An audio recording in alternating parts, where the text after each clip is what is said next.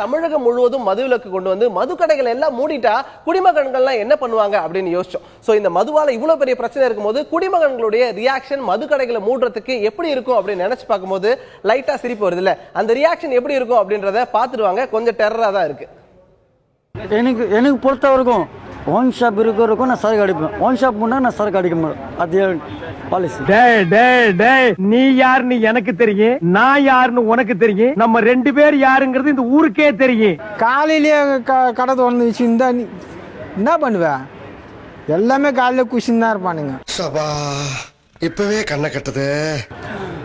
87 ரூபாய் சரக்கு, 88 ரூபாய். இவங்க வந்து எவ்வளோ வாங்குறாங்க? 92 ரூபாய் வாங்குறாங்க. டென்ஷன் ஆகாதீங்கண்ணே. Less tension more work, more work less tension. குடிக்கிறவங்க வந்து குடியை நிறுத்தவே மாட்டாங்க. அப்படி நிறுத்தினா கள்ள சாராயம் அதிகமாயிரும். தெருக்கு சாராயம் விற்க ஆரம்பிச்சிருவாங்க. ஆந்திராவில் வந்து பிளாக்ல வரும் சாராயம். நீ சொன்ன வாக்கியத்தை தஞ்சாவூர் கோயில் கல்வெட்டுல வெட்டி வச்சிட்டு பக்கத்திலேயே நீ உட்கார்ந்துக்க.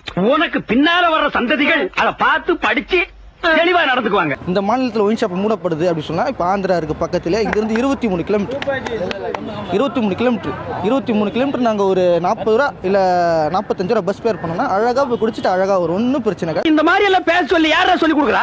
அதாவது பாண்டிச்சேரிக்கு பார்த்தீங்கன்னா 110 ரூபாய் பஸ்ஸுக்கு, சரிங்களா? 110 ரூபா கொடுத்து நாங்க பஸ்ல போனோம்னா அழகா குடிச்சு அழகா வர போறோம். நம்ம ஊருக்கு நாய் முடிக்கிற வேன் வரட்டு கண்டிப்பா ஒண்ணு நான் புடிச்சு கொடுத்துறேன். ஒயின் ஷாப் இப்ப மூட போறாங்க, இத பத்தி நீங்க என்ன நினைக்கிறீங்க? ஏண்டா என்ன பார்த்து ஏன்டா இந்த கேள்வி கேட்டா?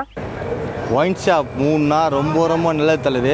ஒரு நாளைக்கு நான் 400 ரூபா செலவு பண்றேன். என் வருமானமே 300 ரூபா தான். ஐயோ ராமா, என்ன ஏன் இந்த மாதிரி கரிசன பசங்களோட எல்லாம் கூட்டி சேர வைக்கிற?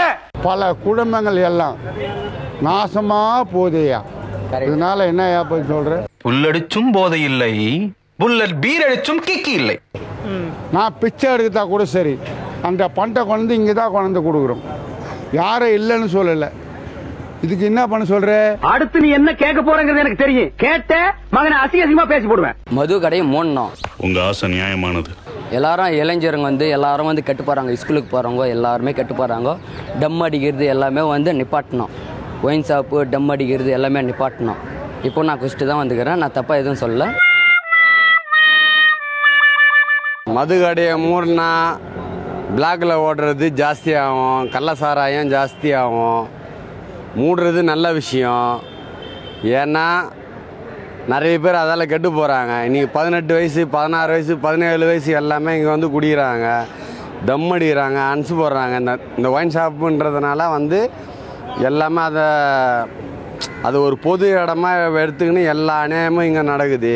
அடங்கப்பா, இது உலக நடிப்புடா சாமி. குடிக்க ஆரம்பிச்சு என் விடிய காலையில் 2 மணிலேருந்து விடிய சாராய கடையில் பிறந்தவன் நான். ஆமா, இவர் பெரிய கப்பல் வியாபாரி. சாராய கடையில் பிறந்த சாராயத்தை குடிச்சு அழிஞ்சேன். என் குடும்பமும் மதிக்கல, என் சொந்த பந்தமும் மதிக்கல. என்னடா சொல்ற? குடியால நான் ரொம்ப வெறுத்து போனவன். ஆனா குடிச்சிட்டு தான் இருக்கேன். இன்னமும் குடிச்சிட்டு தான் இருக்கேன். போய் குடிச்சிட்டு தான் பேசுறேன். இன்ன வரைக்கும் எனக்கு அண்ணன் தம்பி 6 பேர், அக்கா தங்கச்சியும் 10 பைசா எனக்கு ஹெல்ப் பண்ணல. நானே கஷ்டப்பட்டேன் சாப்பிட்டுன்னு. ஆனால் இந்த குடியை ஒழிக்க முடியல. கடையை மூடணும்.